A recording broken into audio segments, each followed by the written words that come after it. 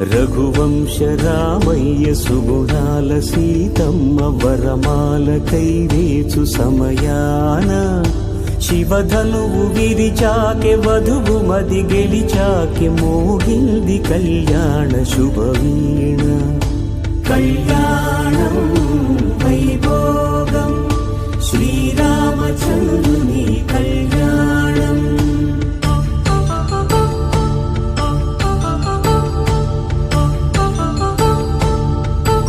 రఘువంశ రామయ్య సుగుణాల సీతమ్మ వరమాల కైవేచు సమయాన శివధనువు విరిచాకె వధువు మది గెలిచాకె మోగింది కళ్యాణ శుభవీణ.